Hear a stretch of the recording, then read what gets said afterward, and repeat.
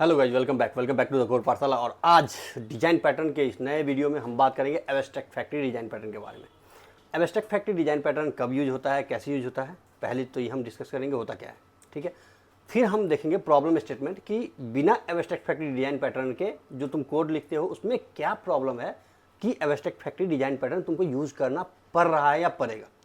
तो चलो without getting delay let's start the video. So abstract factory design pattern provides an interface, correct? Provides an interface for creating a family tree of related objects without specifying their concrete classes. It means कि ये एक interface है जो तुम्हें ये facility provide करता है कि तुम multiple families of objects create करो। Multiple families of same type का ऑब्जेक्ट तुम क्रिएट कर सकते हो विदाउट स्पेसिफाइंग देयर क्लासेस, ठीक है। Okay, it is useful when, कब ये यूज होता है भाई, कि जब तुम्हें you have to create multiple related objects, तब तुम abstract factory design pattern use कर सकते हो। ओके, if you want to ensure the objects are compatible, अगर तुमको वो इंश्योर करना है then you have to use abstract factory, fine. And the last but not least, it's a decoupling the objects from the client code, ठीक है। Decouple करने के लिए, क्योंकि नॉर्मली क्या है कि कोड क्लाइंट के साथ यानी मेन फंक्शन के साथ कपल्ड रहता है। So if you want to decouple those code you can use abstract factory design pattern. Okay, चलो बात करते हैं प्रॉब्लम स्टेटमेंट का एग्जांपल के साथ। तो सपोज पिज्जा का एक शॉप है तुम्हारे पास जिसमें तुम सेल करते हो इटालियन पिज्जा और New York style of pizza, fine. अब ये दो टाइप का पिज्जा तुम सेल करते हो, लेकिन इन दो टाइप के पिज्जा में भी तुम्हारा जो पिज्जा है वो मल्टीपल टाइप्स के पिज्जा होते हैं, जैसे चीज पिज्जा, वेजीज पिज्जा या फिर पॉपकॉर्निक पिज्जा। मल्टीपल टाइप्स के पिज्जे हैं, चीज़ है, वेजीज है, और भी टाइप के पिज्जे तुम इसमें ऐड कर सकते हो। मेजरली जो स्टाइल है पिज्जा का स्टाइल है वो न्यूयॉर्क टाइप का स्टाइल है या इटालियन टाइप का स्टाइल है। ये तुम अभी सेल कर रहे हो अपने पिज्जा के दुकान में। नाउ तो अब ये पिज्जा का दुकान जो है ये करता क्या है, करेगा क्या यार। सो इट शुड इंश्योर कि customer gets the correct style of pizza, correct. या तो ये इटालियन उसने ऑर्डर किया तो इटालियन मिलेगा उसको, न्यूयॉर्क ऑर्डर किया न्यूयॉर्क मिलेगा। Okay, each style of pizza have a different ingredients, correct. और वो राइट इंग्रेडिएंट्स उस पिज्जा के अंदर हो, जैसे वेजीज है तो वेजीज का इंग्रेडिएंट्स हो, या फिर चीज़ है चीज़ का इंग्रेडिएंट्स उसमें। और client should not depend on the concrete classes, ये बेस पॉइंट है कि client should not depend on the concrete classes. Now see the problem statement. अब मान लो तुमने एक क्लास बनाया इटालियन स्टाइल ऑफ पिज्जा, ठीक है, इटालियन चीज़ पिज्जा का, इटालियन वेजीज पिज्जा का, क्योंकि तुम्हारे पास दो स्टाइल है पिज्जा का, इटालियन और न्यूयॉर्क स्टाइल ऑफ पिज्जा, ठीक है। अब इस दो स्टाइल ऑफ पिज्जा में भी दो डिफरेंट टाइप के पिज्जा तुम सपोर्ट कर रहे हो, एक चीज और एक वेजीज, फाइन। तो तुमने दो अलग अलग क्लास बना लिया, इटालियन के लिए चीज पिज्जा और वेजीज पिज्जा के लिए, फिर न्यूयॉर्क पिज्जा बना लिया तुमने, न्यूयॉर्क चीज पिज्जा और न्यूयॉर्क वेजीज पिज्जा के लिए। ओके, अब अगर तुम मेन फंक्शन देखो तो यहाँ हमने पिज्जा टाइप डिसाइड कर दिया कि भाई तुमको चीज पिज्जा चाहिए या वेजीज पिज्जा चाहिए। ओके, अब स्टाइल तुमने डिसाइड कर दिया भाई न्यूयॉर्क चाहिए या इटालियन चाहिए। अगर तुम्हारा स्टाइल इटालियन है और उसके अंदर भी अगर पिज्जा टाइप तुम्हारा चीज़ है तो भाई एक काम करो इटालियन चीज़ पिज्जा का ऑब्जेक्ट बनाओ। अगर ऐसा नहीं है तो भाई एक काम करो इटालियन वेजीज पिज्जा का ऑब्जेक्ट बनाओ, करेक्ट। अगर इटालियन टाइप है तो दो ही टाइप का पिज्जा हो सकता है इटालियन के अंदर, या तो चीज़ या वेजीज। ओके, और उसके प्रिपेयर फंक्शन को तुमने कॉल कर दिया। अदरवाइज अगर ये इटालियन नहीं है यहाँ पर तो तुम एक काम करो, यहाँ पर न्यूयॉर्क स्टाइल ऑफ पिज्जा आएगा, तो अगर चीज़ है तो न्यूयॉर्क चीज़ पिज्जा बनाओ, अदरवाइज न्यूयॉर्क वेजीज पिज्जा बनाओ, करेक्ट। अब यहाँ अगर तुम गौर से देखो तो क्या प्रॉब्लम क्या आ रही है, तो सबसे मेन प्रॉब्लम है कि तुम्हारा जो क्लाइंट कोड है, जो मेन फंक्शन है, that is tightly coupled with the object जो क्रिएट कर रहा है ऑब्जेक्ट को, वो टाइटली कपल्ड है। क्योंकि यहाँ पर इटालियन चीज pizza, New York cheese pizza, New York veggies pizza, सबका अलग अलग ऑब्जेक्ट तुम यहाँ पर क्रिएट कर रहे हो, तो ये टाइटली कपल्ड है। यानी तुम्हारा मेन फंक्शन जो है वो क्लास के ऑब्जेक्ट के साथ टाइटली कपल्ड है, फाइन। ओके, अब अगर तुम्हें प्रॉब्लम आती है कब, जब तुम स्केल करते हो, जब तुमको एक नया स्टाइल ऐड करना है, मान लो शिकागो स्टाइल या फिर इंडियन स्टाइल, कोई एक नया स्टाइल तुमको पिज्जा में ऐड करना है, तो अब वहाँ पर तुमको पूरे के पूरे कोड को मॉडिफाई करना पड़ेगा, इंक्लूडिंग द क्लाइंट कोड, ठीक है। पूरे के पूरे कोड को मॉडिफाई करना पड़ेगा। कहाँ कहाँ करना पड़ेगा तुमको, तो सबसे पहले तुम यहाँ पर एक डिफाइन करोगे। अगर शिकागो स्टाइल तुम ऐड करते हो तो शिकागो चीज़ पिज्जा, शिकागो वेजीज पिज्जा, तो यहाँ पर तुम क्लास स्पेसिफाई करोगे। उसके बाद यहाँ तुम्हारा मेन फंक्शन जो है, ये मेन फंक्शन कंप्लीटली चेंज हो जाएगा, करेक्ट। यहाँ एक स्विच केस लगाओगे और स्विच केस के अंदर एक और केस ऐड हो जाएगा, करेक्ट। या फिर इफ एल्स के अंदर यहाँ पर मल्टीपल इफ एल्स तुम ऐड करते हुए चले जाओगे, ठीक है। अगर ऐसा तुम करते हो तो तुम क्या कर रहे हो भाई, तुम ओपन क्लोज प्रिंसिपल जो है उसको तुम वायलेट कर रहे हो। करेक्ट, सॉलिड प्रिंसिपल का जो ओपन क्लोज प्रिंसिपल है उसको वायलेट कर रहे हो। कैसे? क्योंकि यहां पर तुम मॉडिफाई कर रहे हो एग्जिस्टिंग कोड को, you are modifying it, you are not extending it, you are modifying it. Open close principle क्या कहता है कि you can extend your code but you don't have to modify the existing code. Fine, so that you are doing here. Correct, problem statement समझ गए कि भाई tightly coupled है। Okay, client code तुम्हारा टाइटली कपल्ड है, scalable नहीं है क्योंकि नया स्टाइल ऐड करने के लिए भाई कंप्लीट चेंज करना पड़ेगा तुमको। ओके, और ये अगर तुम देखो तो ये तुम्हारा जो ओपन क्लोज प्रिंसिपल है उसको वायलेट करता है। फाइन, अब इसको तुम सॉल्व कैसे करोगे भाई?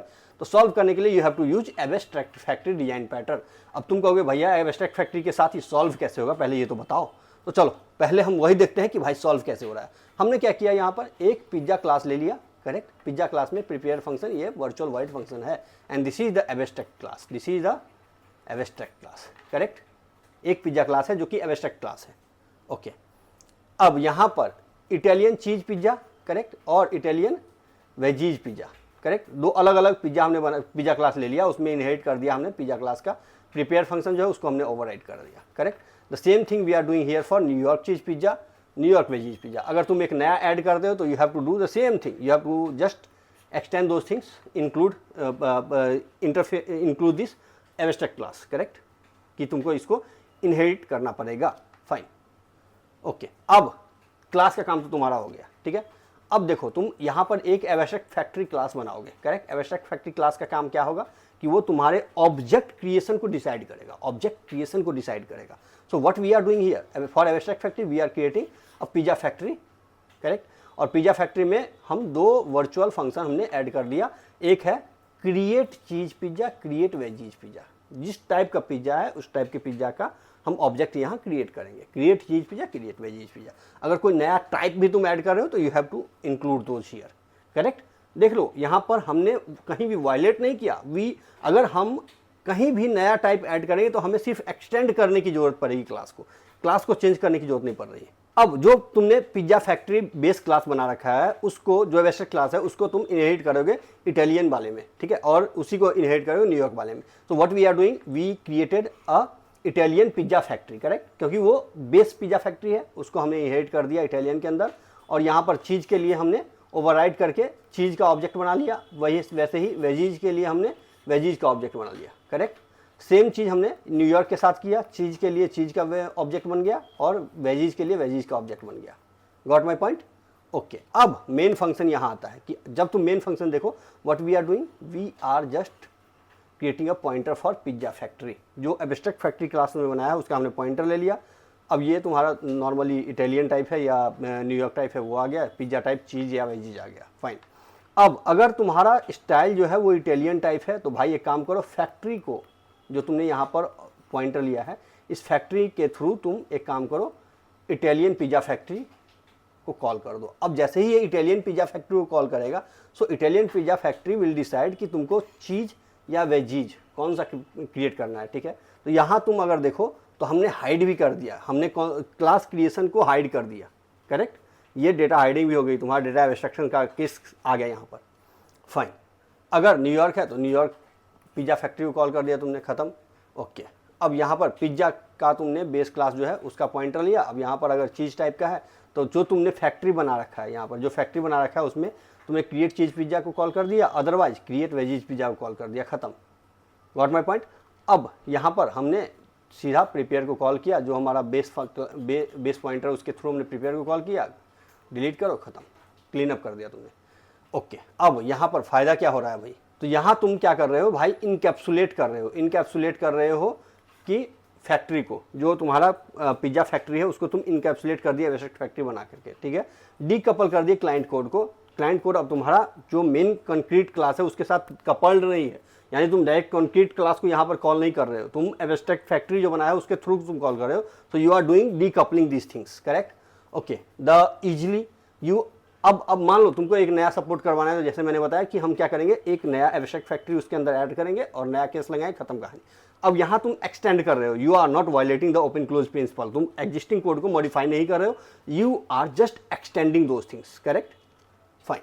सो इफ़ यू सी हियर कि एडवांटेज क्या मिल रहा है, तो एडवांटेज इनकैप्सुलेशन जो हमने अभी डिस्कस कर लिया, लूजली कपल क्योंकि ये टाइटली कपल है नहीं तुम्हारा क्लाइंट कोड, एस्केलेबल है क्योंकि तुम नया स्टाइल ऐड करो तो you have to just require to new factory, you have to just write a new factory and nothing should be changed from the client code, everything could be taken care from the existing code, correct। अब अगर another example, बहुत सारे example है जहां तुम abstract factory को use कर सकते हो, यही होता है ना कि एब्स्ट्रैक्ट फैक्ट्री कहाँ कहाँ यूज होगा, तो भाई बहुत सारे एग्जाम्पल आएंगे। जैसे अगर मान लो तुमको डोमिनोज का सिस्टम डिजाइन करना है, LLD बनाना है डोमिनोज के लिए, सो डोमिनोज के लिए you have to use abstract factory design pattern. वो क्या करेगा, जो फैक्ट्री है वो हैंडल करेगा तुमको American style of pizza, Italian style of pizza, जो भी style, New York style of pizza, वो सारे स्टाइल को तुम्हारा हैंडल कर लेगा यहाँ पर। अगर GUI लाइब्रेरी तुम लिख रहे हो तो GUI लाइब्रेरी लिखने के क्रम में भी तुम इसको यूज कर सकते हो। You have to theme factory, correct, और वो थीम फैक्ट्री तुम्हारा ये डिसाइड करेगा कि यार बटन है, चेकबॉक्स है, स्लाइड्स है, क्या है, वो सारी चीज़ें डिसाइड कर लेगा थीम फैक्ट्री, करेक्ट। अगर डेटाबेस कनेक्शन है कहीं भी तुम्हारा, तो डेटाबेस फैक्ट्री तुम राइट कर सकते हो, उसके थ्रू तुम ये यूज कर लोगे कि भाई MySQL डेटाबेस से कनेक्ट करना है, या पोस्टग्रेस से कनेक्ट करना है, या फिर SQLite से कनेक्ट करना है, या ओरेकल यूज करना है, या कोई और डेटाबेस तुम यूज कर रहे हो, ठीक है। तो वो डेटाबेस फैक्ट्री पैटर्न जो है वो तुम्हारा डिसाइड कर लेगा, तुम्हें कुछ नहीं करना, ओके।